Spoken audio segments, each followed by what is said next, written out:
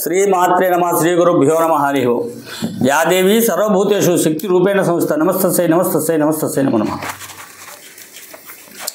2024 August నుంచి దేశవ్యాప్తంగా అనేక రకాల ప్లాట్ఫామ్ల మీద అనేక రకాలైనటువంటి వ్యక్తులతోటి అనేక రకాలైనటువంటి రాజకీయ నాయకులతోటి అనేక రకాలైనటువంటి స్వచ్ఛంద సేవా సంస్థలతోటి చర్చాగోష్ఠులు నడిపి దీని మీద పార్లమెంట్ ఒక జాయింట్ కమిటీ వేసి దాని మీద అనేక సార్లు చర్చలు జరిపి అనేక రకాలుగా దాని మీద అమెండ్మెంట్స్ సవరణలు చేసుకుంటూ వచ్చి ఆఖరిగా 2/4/2025 అనగా నిన్న రాత్రి అర్ధరాత్రి ఈ వక్ఫ్ బోర్డు అమెండ్మెంట్ బిల్లు సవరణ బిల్లు పార్లమెంటు ఆమోదం పొందింది. నిన్న మధ్యాహ్నం సుమారు 12 గంటలు దాటిన తర్వాత కేంద్ర మంత్రి కిరణ్ రిజిజు ఈ పార్లమెంట్లో ప్రవేశపెట్టడం జరిగింది.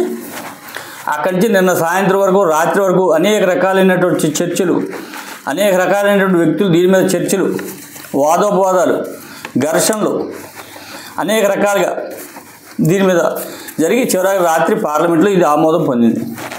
ఈ బిల్లు ఆమోదం పొందడానికి కేరళ క్రిస్టియన్ మిషనరీ వాళ్ళు కూడా దేశంలో ఉన్నటువంటి క్రిస్టియన్ మిషన్స్ కూడా సంపూర్ణ మద్దతు తెలిపినాయి.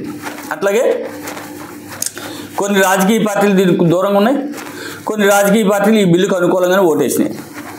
అట్లాగే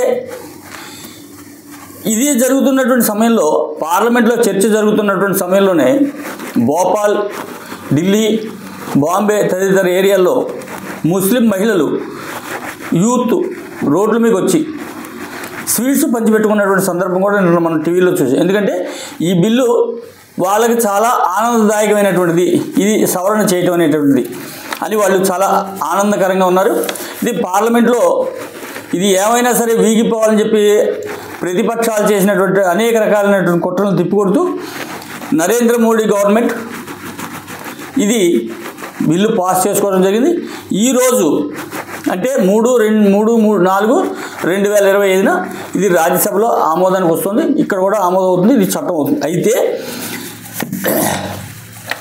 ఇదంతా ఎందుకు చెప్పుకోవాలంటే భారతదేశ చరిత్రలో 70 సంవత్సరాల చరిత్రలో స్వతంత్రం వచ్చిన తర్వాత నెత్తురు చుక్క చిందించకుండా ప్రభుత్వాలు ధైర్యంగా ముందుకు అడుగు వేసి చేసినటువంటి అనేక రకాలైనటువంటి కార్యక్రమాలు మనం ఈ సందర్భంగా ఒకసారి స్మరణ చేసుకుందాం. ట్రిపుల్ తలాక్ బిల్లు, అట్లాగే రామ మందిరం బిల్లు, 370 ఆర్టికల్స్, వక్ఫ్ బోర్డు, ఇట్లా చాలా పెద్ద లిస్ట్ ఉంది. వీటిల్లో ఎక్కడా కూడా ఒక్క నెత్తురు చుక్క చెందకుండా ఒక్క లాఠీ దెబ్బ తగలకుండా సమాజంలో యావత్తు కూడా ఎక్కడ అలజడి లేకుండా పార్లమెంటు ఆమోదం చేసుకున్నటువంటి ఒక ఘనమైనటువంటి చరిత్ర నిన్నటి రోజున మనం సువర్ణాక్షరాలతో లిఖించదగినటువంటి చరిత్ర.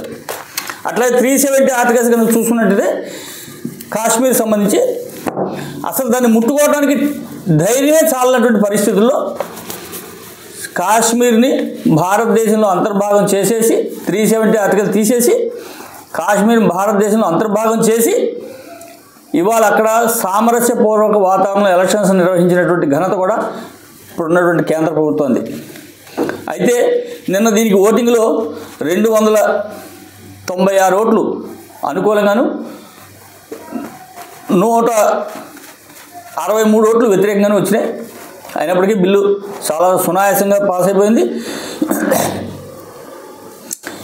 ఇదంతా కూడా హిందూ సమాజానికి ఒక గుర్తింపు కలిగేటటువంటిది, ఎవరి ఆస్తులు వాళ్ళు పరిరక్షించుకునేటటువంటి స్థితికి ఈ గవర్నమెంట్ తీసుకొచ్చినటువంటి సందర్భంలో చాలా ఆనందించదగ్గ విషయం. ఎందుకంటే ఇప్పటికే దేవాలయాలు, మఠ మందిరాలు, సత్రవులు, హాస్పిటల్స్, ఈవెన్ పార్లమెంటు కూడా వక్ఫ్ బోర్డు కింద ఉంది అంటున్నారు వాళ్ళు. కాబట్టి ఈ స్థితిలో మన ఆస్తుల్ని మనం సంరక్షించుకునే పరిస్థితుల్లో నరేంద్ర మోడీ తీసుకొచ్చినటువంటి గొప్ప బిల్లు ఈ వక్ఫ్ బోర్డు సవరణ బిల్లు 2024. కాబట్టి దేశాన్ని పాలించేటటువంటి నాయకుడు సమర్థుడయి పరిపాలన చేసేటటువంటి మంత్రులు సమర్థులై ఉంటే కనుక దేశం సర్వతోముఖోన్నతిగా అభివృద్ధి చెందుతుంది. అట్లే ప్రపంచ దేశాలకి విశ్వగురువుగా కూడా ఉండేటటువంటి యోగ్యత కలుగుతుంది. ఇవాళ భారతదేశం పరిస్థితి, భారతదేశం చుట్టూతో ఉన్నటువంటి దేశాలని కూడా అలజడిలో ఉన్నప్పటికీ కూడా భారతదేశం అత్యంత ప్రశాంతంగా ఉన్నటువంటి వాతావరణం ఉంది. ఈరోజు రాజ్యసభలో ఈ బిల్లు అయిపోతే ఇంకా ఇంతకన్నా ప్రశాంతంగా ఉంటుంది. ఎందుకంటే ఇంకా ఏదో అల్లరి చిల్లరి అక్కడ కూడా ఫెయిల్ చేయాలని ఆలోచన ఉన్నప్పటికీ కూడా అదేమీ జరగదు, అక్కడ కూడా పాస్ అయిపోతుంది. ఈ బిల్లు పూర్తిగా వక్ఫ్ బోర్డు బిల్లు, అమెండ్మెంట్ బిల్లు పూర్ణంగా రాజ్యసభలో ఆమోదం పొందుతుంది ఈరోజు. కాబట్టి మనం గర్వించదగింది ఏంటంటే 70 సంవత్సరాల భారతదేశ చరిత్రలో స్వతంత్రం వచ్చిన తర్వాత ఇతర పార్టీలు చేసినటువంటి కుట్రలు కుతంత్రాలు అన్నీ కూడా తెచ్చుకుని బయటికి వచ్చి ఇవాళ ఈ వక్ఫ్ బోర్డుని మనం సవరణ బిల్లుని పాస్ చేసుకోగలం. అట్లాగే దీని మీద వేల సంఖ్యలో లెటర్స్, వేల సంఖ్యలో ఈమెయిల్స్, వేల సంఖ్యలో లక్షల సంఖ్యలో మెసేజ్లు కూడా పార్లమెంట్ కమిటీకి, జాయింట్ కమిటీకి అందడం జరిగింది. అవన్నీ పరిశీలించిన మీదట కొన్ని సవరణలు చేసి దాన్ని పార్లమెంట్ ముందు తీసుకొచ్చి పాస్ చేసుకోవడం జరిగింది. హరి ఓం తత్సత్. ఇది చాలా శుభ పరిణామం. ఈ వీడియోని 10 మందికి షేర్ చేయండి. మీకు నచ్చితే లైక్ చేయండి. హరి ఓం తత్సత్. భారత మాతకి జై.